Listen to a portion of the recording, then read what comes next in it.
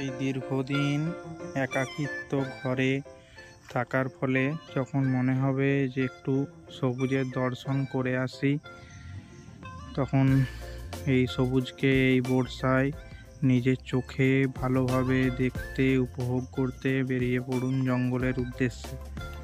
তেমনই কিছু অভিজ্ঞতা নিয়ে আমরা আজকে বেরোলাম জয়পুর জঙ্গলে, এবং আমরা ঘুরে দেখব তার সেই অপরূপ সৌন্দর্য, এবং তা আমরা অনুভব করব এবং আপনাদেরও এই মোবাইলের স্ক্রিনে দেখাবার চেষ্টা। এখন সময় করি সকাল 9টা। আমরা বেরিয়ে পড়লাম মেন রোড ধরে, দুপাশে জঙ্গলকে সাথে নিয়ে। এইরকম একটু আমাদের পাকা রাস্তায় যেতে হবে, তারপর আমরা আস্তে আস্তে জঙ্গলকে এক সাইডে রেখে আমরা তার মধ্যে কাঁচা রাস্তা দিয়ে প্রবেশ করব এবং জঙ্গলের ভেতরের যে সৌন্দর্যটা সেটা আমরা অনুভব করব। এখন রাস্তার দুপাশ দিকে জঙ্গল পেরিয়ে যাচ্ছে গাড়ির সাথে সাথেই, কত সুন্দর দেখতে লাগছে। এবং এটা আরও ভিতর দিকে যখন যাব এই সৌন্দর্য আরও মসৃণ হয়ে উঠবে। এরপরে আমরা সেই কাঁচা মাটির রাস্তা দিয়ে জঙ্গলের মধ্য দিয়ে যাচ্ছি। পুরো অফরোডিং এক্সপিরিয়েন্সের মতন লাগছে। উঁচু নিচু রাস্তা, কোথাও বা জল জমে আছে বর্ষার, সেটাকে একে একে পার করে দিয়ে আমরা জঙ্গলের মাঝে প্রবেশ করছি।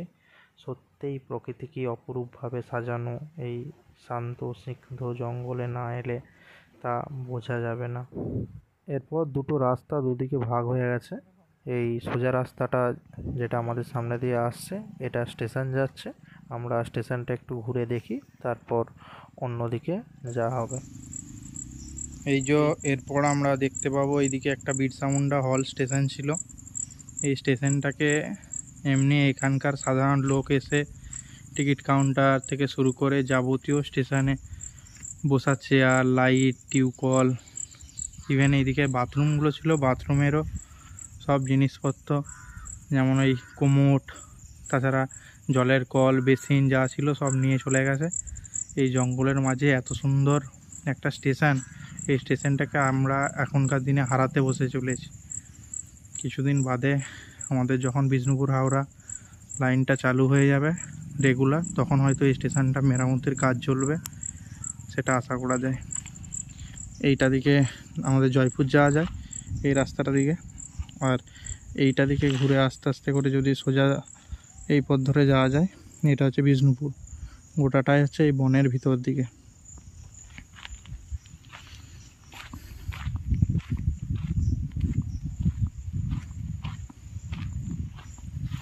এই গোটা রাস্তাটাই বনের ভিতর দিকে যাচ্ছে।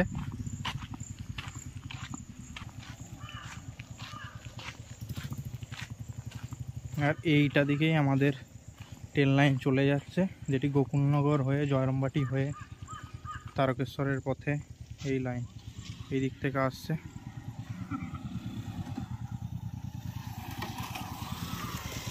এরপর এই রাস্তাটা দিকে আমরা যেদিকে যাচ্ছি সেদিকে যেতে গেলে একটা রেলের খুব সুন্দর ব্রিজ পড়ে, আমরা সেখানে দাঁড়িয়েছিলাম, তার কিছু ছবি দিচ্ছে।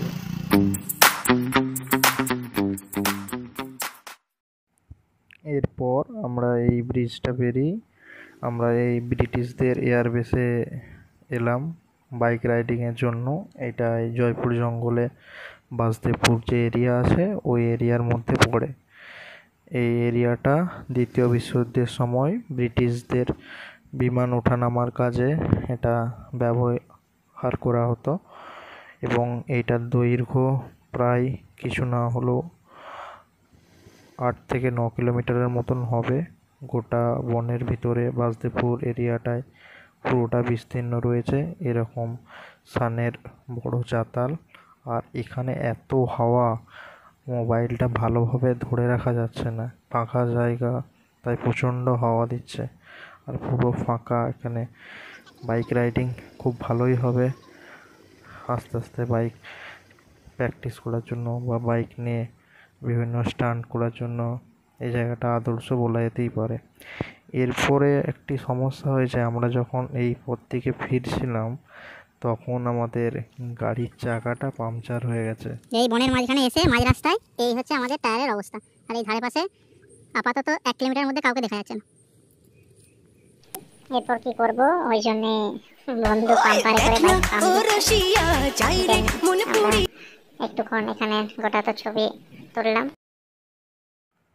এরপর এই বনের মাঝে একাকী জায়গায় কোথায় আর বাইক সারানোর মেকানিক পাই, তাই আমি ঠিক করলাম বন্ধুকে ওই বাইকটা নিয়ে চাকাটা একটু একটু অল্প অল্প পাম্প করে দিয়ে কোনো মেকানিকের কাছে যেতে। ধারে পাশে তো শুধু বন আর বন।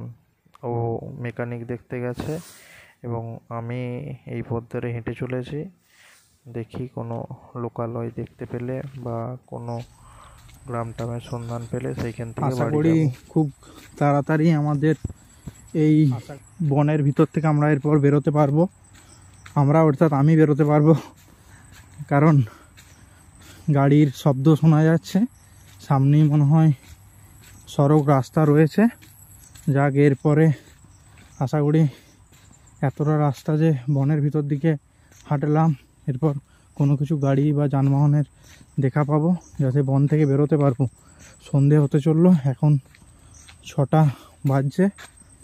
দেখি সামনে সড়ক পথ পাওয়া যায় কি না। হ্যাঁ, যেটা ভেবেছিলাম সেটাই হয়েছে। আমাদের এতক্ষণ হাঁটাটা এরপর সমাপ্ত হবে। আমরা সড়ক পথ পেয়ে গেছি। সামনে এরপর যানবাহন দেখতে পাবো এবং আমরা বাড়ি ফিরতে পারবো। এই যে সড়ক পথ, এইখানটায় আমরা পৌঁছেছি। আর এই হচ্ছে গোটা বনটা।